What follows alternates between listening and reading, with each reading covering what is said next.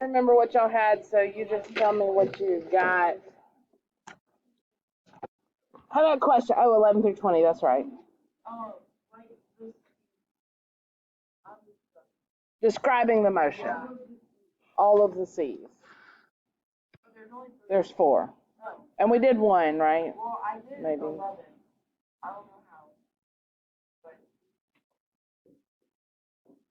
Oh, yeah, and then there's describe. Okay, so which one? Give me one to start with. 13. All right, so 13 is position equals 2 plus 3 sine.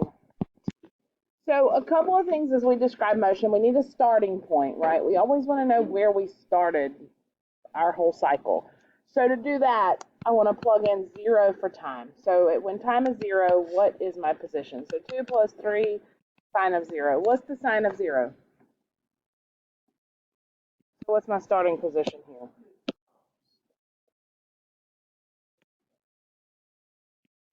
here? 2. Did it give me meters? 2 meters. Right? So I start at 2. All right, then let's find velocity. So that's the derivative here. Derivative of 2 is just 0. Derivative of 3 sine t would be 3 cosine t. Velocity is very important as I determine which direction that I'm going, when I stop, when I start again, all that good stuff. So we'll solve that in just a minute. Let's go ahead and find it. And it say find, yeah. Speed is just the absolute value of velocity. So it's just the absolute value of 3 cosine t. Acceleration, negative 3 sine t, because I'm doing the derivative here of cosine. And then what else did it ask me to find? So y'all were good with that. And then part B, you're just plugging in pi over 4 for each one of those, and y'all were okay with that? All right. So it's to describe the motion, right? So let's think about it. If I want to talk about motion, I'm going to look at this equation, and I'm going to say, when does velocity equal 0? Because what does that tell me? If I find when velocity equals 0, what am I finding? Places where the particle does what? Or just stops, right? And maybe it changes direction, yes. Changes directions and or stops. Okay, so divide by 3. Where is cosine 0? So where's the x value 0? Top of the unit circle and bottom of the unit circle, right? And then every pi after that. So we're talking about half a pi, 3 pi over 2, 5 pi over 2. See what's going on here? 7 pi over 2, and so on. So we all agree there. Okay. So now what I want to know is what's going on at these particular points. And you already found the speed, velocity, acceleration at pi over 2. But let's just do a sign chart and let's see what's going on. Here's position. Nope. Here's velocity. Here's position. And I'm going to do everywhere 0. Of course, I'm going to start at 0. I'm not going to go beyond 0 because time's not going to be negative. And I'm going to do pi over 2, 3 pi over 2, 5 pi over 2. And hopefully this pattern just continues to do the same thing. And I'm assuming it will because this is a sine graph, right? Isn't that what it was? Yeah. But, or cosine graph. The position function is a sine graph. So hopefully it's just going to be symmetric and keep going in the same pattern. So between 0, now remember I'm looking at velocity, so where's my velocity equation? 3 cosine t. Between 0 and pi over 2.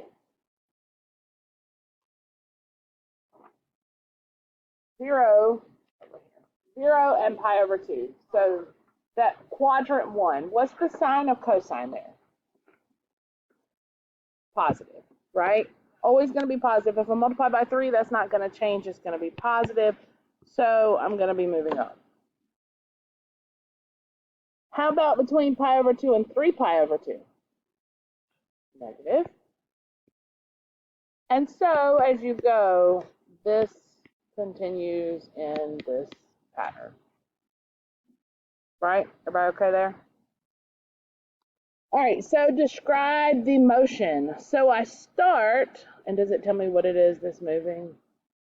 It doesn't. A body is moving in simple, a body.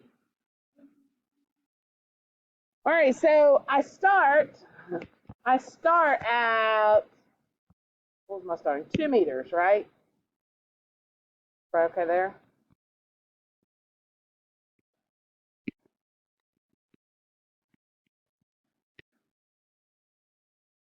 Move up or right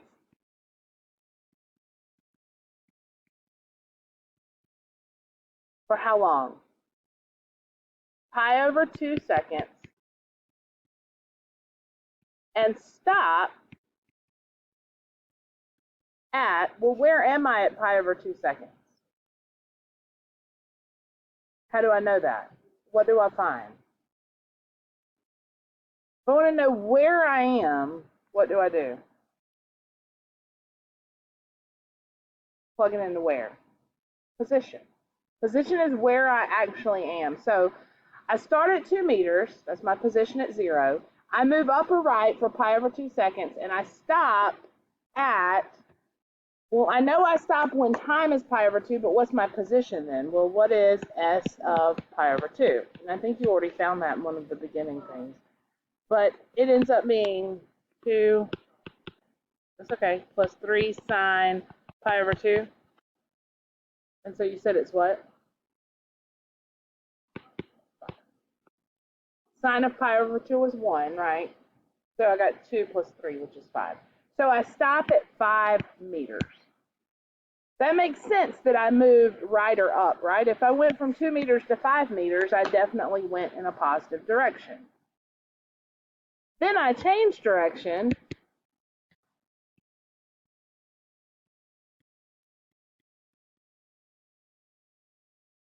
and move which way?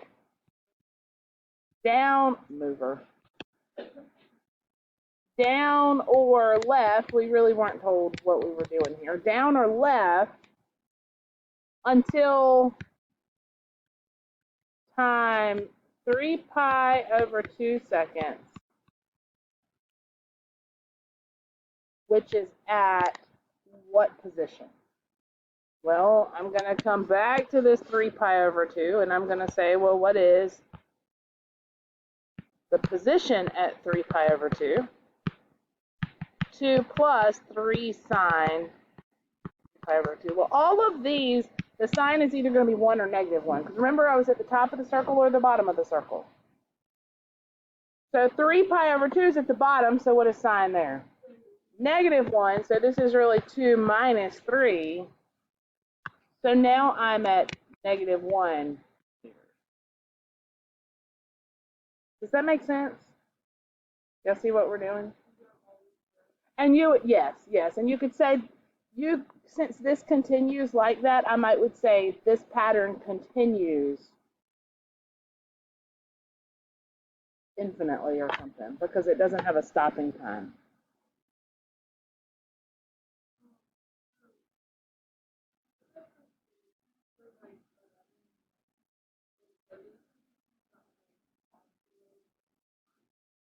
Well, and so that's what oscillating means. Saying that it continues in this pattern is the same thing as saying that it oscillates, but same thing. Yes. Yes.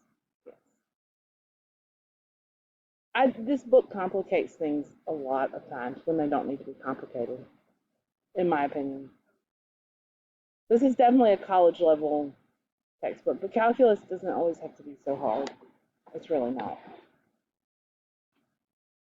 Greer, are you okay? Are you tired?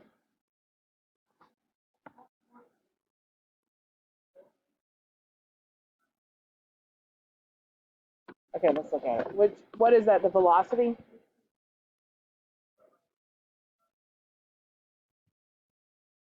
All right, so you got s equals 1 minus 4 cosine t, and then you did velocity. Oh, wait. Oh, okay. That's okay. So you're looking for when velocity equals 0 and you don't know how to solve it, is that what you said? All right, let's see. So velocity would be 2 cosine t minus 3 sine t. What I would probably do is say, all right, you want to know when does it equal 0? Yeah.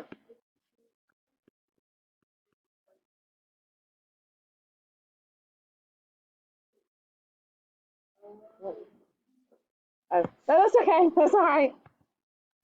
Let's see. What if I did?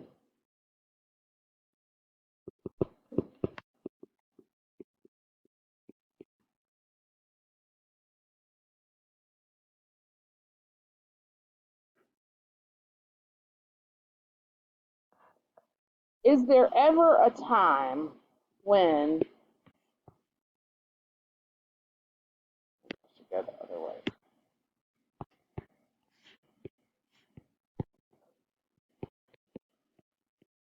The sine value, and I'm thinking on unit circles since it's not a calculator problem.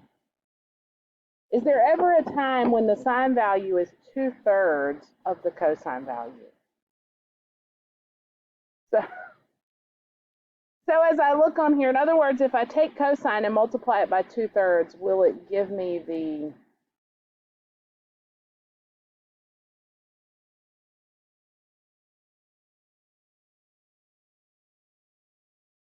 great day? Wait, hold on, I might have to think about this in a second.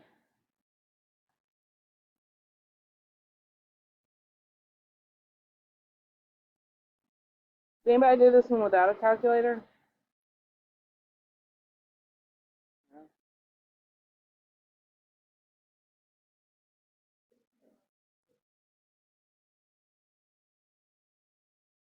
2 cosine x, 3.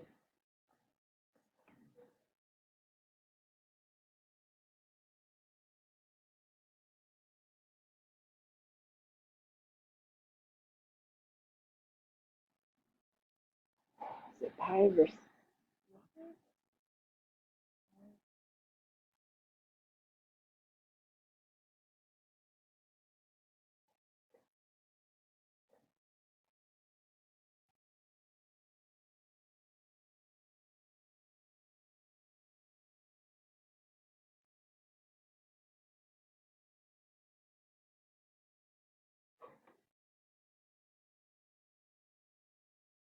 Hmm.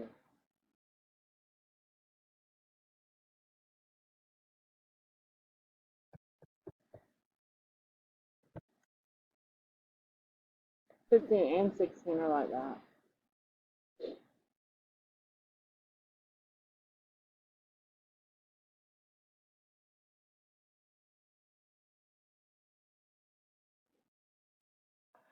I feel like we need a calculator for this one.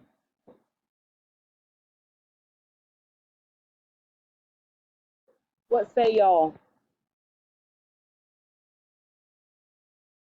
What do y'all think? Y'all think nothing? You starred this one and 16? I'm thinking because, here's why I say this. Whenever I solve this, I find that t is about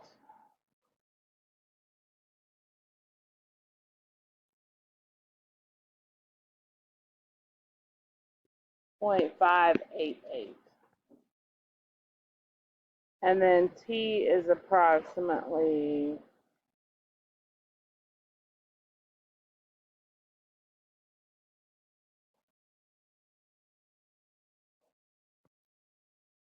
it's close to pi over 6, but it's not quite. 3.7296.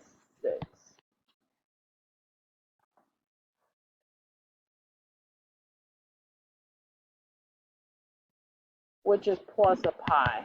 So it's happening every pi just like the other is, but it's not an exact. This is not pi over 6 is 0.523599. So it's not a unit circle value is what I'm getting at. So I think for this one, this would be a calculator problem. I don't really see, any other way to do it without the calculator. What did the solutions say? Did y'all look at the solutions?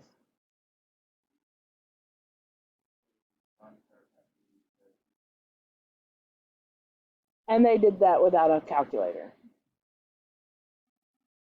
Come on now. So yes, then it's definitely a calculator problem. So I would have, y'all see what I did about finding the zeros though, y'all understand? If this equals 0, I can literally just graph this and find where it crosses the x-axis. Those are my zeros. Then everything follows. Do I? Well, you want to know where velocity equals 0, right? Because that's where I'm changing. So where does velocity equal 0? It happens at 0.588. It happens at, yes, yeah, the whole thing. Set the whole thing equal. So two ways that you can solve graphically. You can solve, you can put it equal to 0 and you can find where it crosses the x-axis, right? Or I could graph this part and find the intersection of the two. I could graph each individual and then find where they cross each other. You'll get the same thing either way. But yeah, I think these.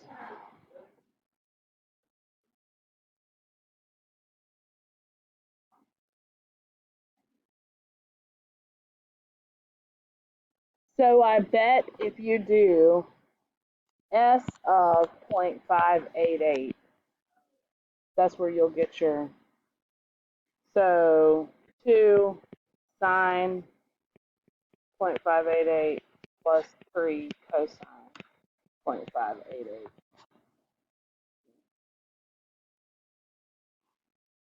Two sine 0.588 plus 3 cosine 0.588. 3.6055. That's what it is. This one is kind of confusing because of, there's no, I don't want to say storyline for it, but there's no, I mean, it's literally like this trig function. They said tell what it's doing. So you really have to understand. So I'm still doing the same thing though. Velocity equals 0. And then I'm looking at what's happening. The only thing really that we're throwing in here that we haven't always done is finding the position at each one of these points. So we're not just saying it moves right for this amount of time. We're saying it moves right for this amount of time and ends up at this point when it does. You see what I'm saying? Like ends up at this position. So like this one's a little easier, I think, to understand because the values are exact. So not only does it go to the right for pi over 2 seconds, but after, so it started, where did we say it started? It started at 2 meters. So if I've got this number line, here's 0, 1, 2. It moved to the right, for pi over 2 seconds, but where did it end up? It ended up here. So it started here, it moved to right here. It took it pi over 2 seconds to get there, but it made it to 5 once it was there. Then it stopped and it moved left, right? And it moved left and it made it to -1. So it moved left. And then it moved right again, and where did it make it? Where it made, and then it kept going. You see what I'm saying? Let's look at the one on the sheet that I gave you. Give me a second.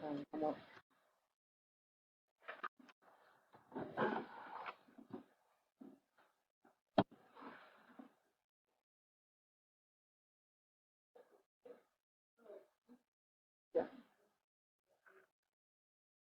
I'll let you use this sheet for the green sheet. Isn't it green?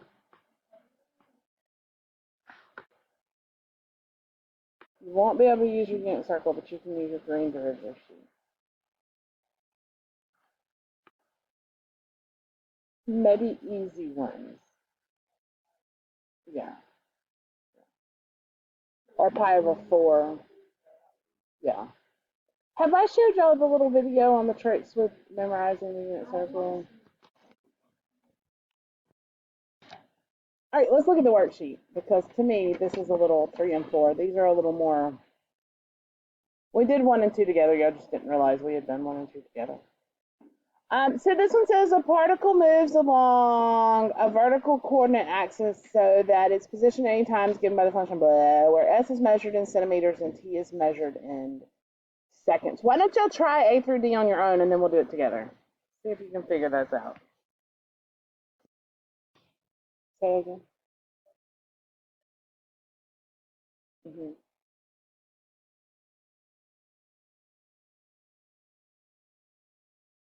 Then it would never be, if that's the case. Yeah. Let's work through it together. Let's see what happens. All right, so the first asked me for displacement during the first 6 seconds. So what does that mean I do?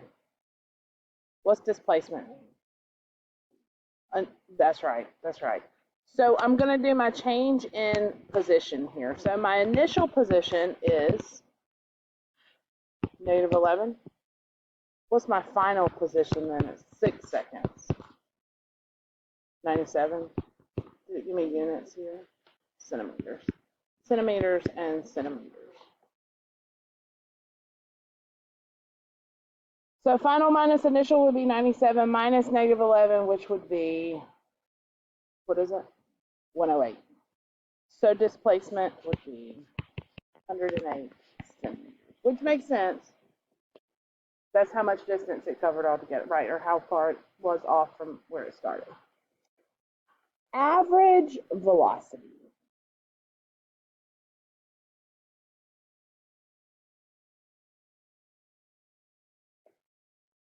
Like,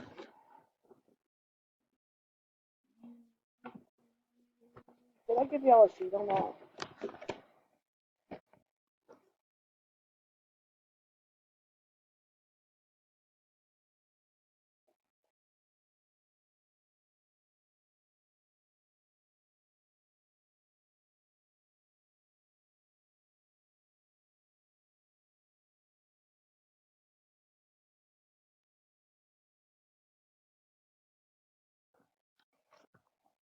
All right, so average velocity. So we're going to think about this as just seeing right now. We're going to think about it as a rock.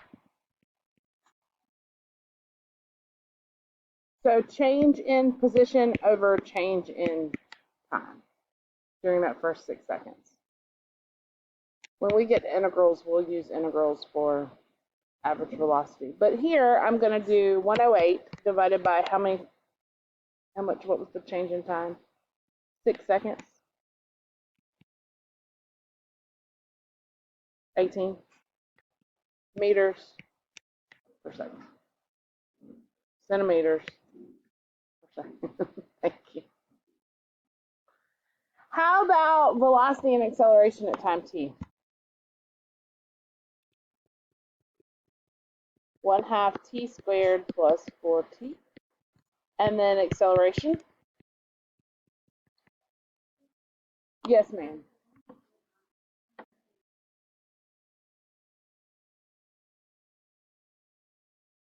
No, because it asked you for average velocity. So it would be an AROC kind of thing. So we would do change. So think about, it's really, average velocity is going to be AROC of position over that time. So it's going to be the change in position over the change in time.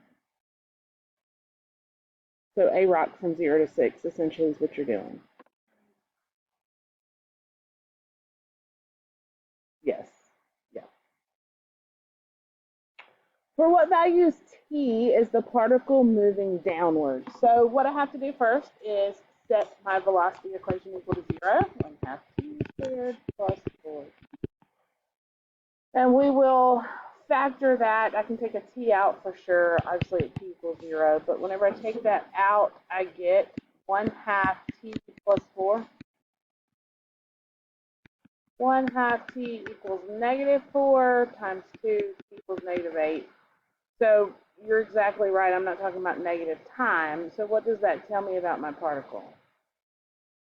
It never changes. It never moves down. It's always moving up. And if you think about it, this is a cubic.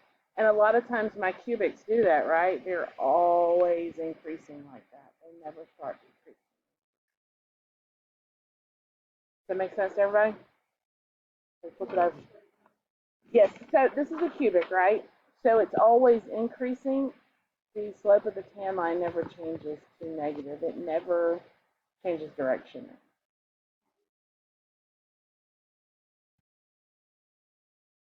So this is my velocity equation. I set it equal to 0. I factored a t out.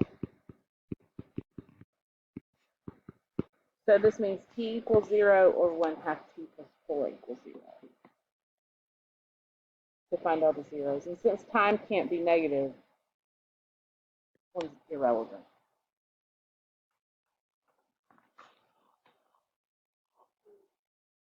Does that make sense?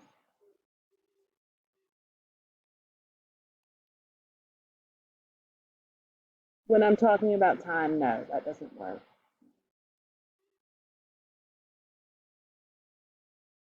If it's because if any value I plug in here, if I'm thinking about my sign chart, right? Here's 0, this is velocity, this is position, right? And so the velocity is always going to be positive, which means it's always moving to the right or moving up, no matter what you plug in. Because the slope is always positive, because the function is always increasing. And time, right. Well, not that time can't go down, but this would be like what my position function looks like. And remember, velocity is the slope of the tan line. So no matter where I put a tan line here, I'm always going to have a positive slope on it. So velocity is never going to be negative. It's always positive. No matter where I go. There is nothing that you can plug into this equation. There's no positive number you can turn into that equation that's going to make it have a negative value.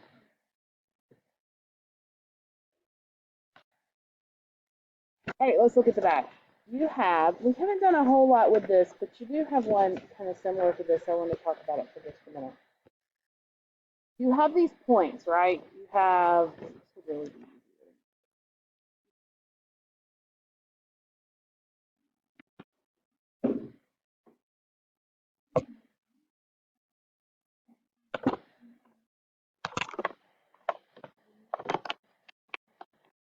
I?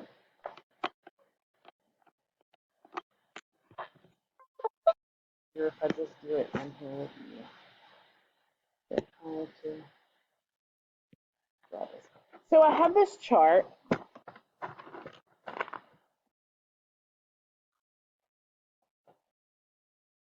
Slide on this. And I promise I'm almost done and I'll let you work. So I've got these values, these coordinates, and this is my position function, essentially, is what's going on. And so it says to plot S versus T and sketch a smooth curve through the given points. So that's exactly what I'm going to do. I'm just going to plot 0, 40, 1/2, 35, 1 about 30, 1.5, 36, 2, 48. That's a little high, but that's okay. 2.5, 45, 3, 38, 3.5, whoa, 16, and 4, right down here. So it's going to look something like, it's not very smooth, but get the picture. Velocity at each of the following times. So when time is 0.5 seconds. So here's what we're going to do whenever we have a chart like this. Because it's asking me at 0.5 and I have these exact values up here. What I'm going to do is I'm going to do AROC, because I'm estimating, and AROC is still an estimate, right? And I'm going to get as close to 0.5 as I can. So I'm going to go one below and one above. So I'm going to use 0.40, and then I'm going to use 130.2. And this is what we'll do anytime we're given that set of numbers like that. We'll just use those numbers to estimate as best we can, and use AROC as that estimate. So here I would do 40 minus 30.2 over, did I go backwards? Oh yeah, because it's negative, 0 minus 1. So negative, what is that, 10.2? What's wrong? 9.8. Does it give me any seconds and feet? So negative 9.8 feet per second. Does that make sense as you look at your graph? Could you look at this and tell that at time 1/2, so about here, my velocity should be negative? Why? It's going down. The slope is negative. So my velocity should be negative. So that makes sense. Again, we're estimating, so estimating means we're using what we're given. How about at 2.5? What do you think we'd use for those? 2, 48.2, and 3, 38.2. AROC there. And then for 3 seconds, of course, you would use 2.5, 45, and 3.5. Does that make sense? Y'all okay? I'm sorry, I know I've been talking a lot. I keep saying I'm going to stop. I haven't stopped yet. At what approximate values of t does the particle change direction? How did you get that?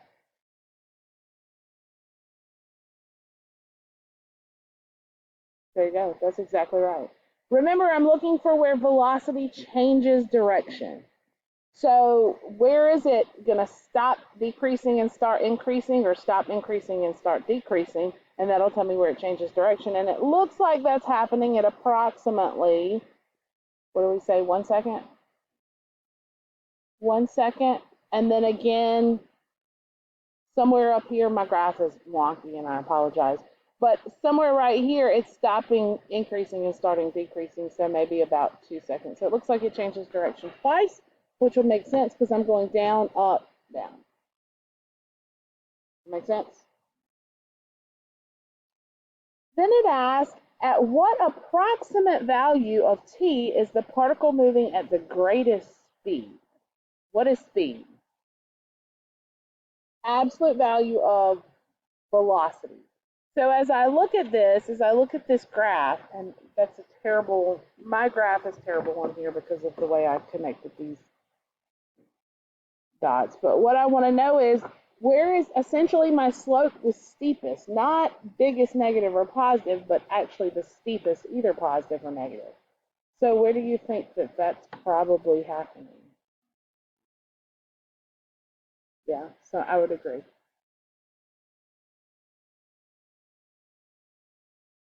Yeah. Yes, you'll look at it, yeah. Does that make sense? Yep. No, no, you won't actually find it there. You're just looking at the graph and saying about where does it look like. And you can look up here. If you look at your numbers, remember, where's my biggest change happening? Because these are equal increments, right? I'm going by a half each time. Well, this one drops by 5, roughly 5, difference of 6, difference. But look at this difference, right? That's a huge difference. And this is a huge difference. So somewhere in here is where my speed is probably the greatest because my slope is the steepest. Does that make sense? All right, let me give you what you got, because this is for today and tomorrow, both in class and homework. So it's going to look like a lot. Depending on, I'm going to look at what I have. I might add a little more to it tomorrow, but I don't know. We're on page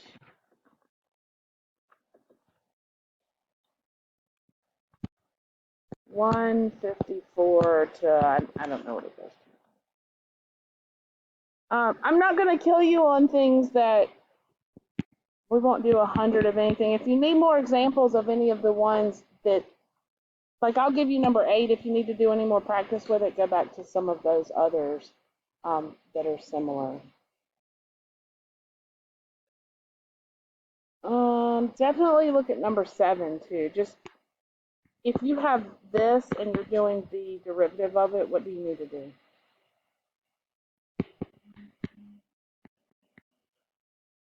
But yes, you change it to an exponent and do it that way. Just all right. So 8, 10 through 13. I don't know why I picked some of these.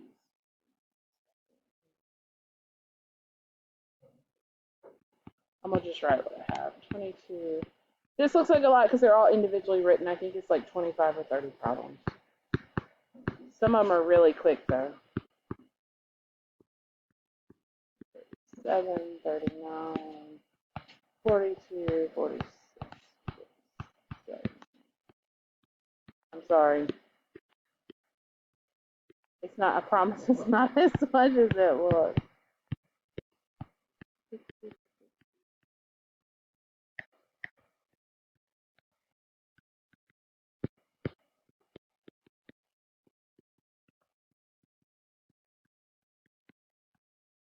One, two, three, four, five.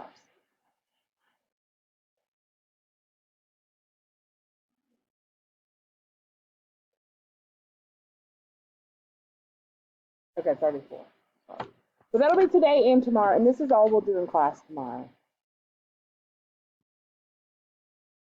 But go ahead and start looking at them. You've got 25 minutes today.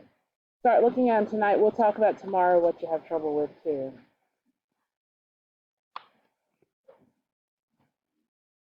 I'm so ready to be done with this unit and do change.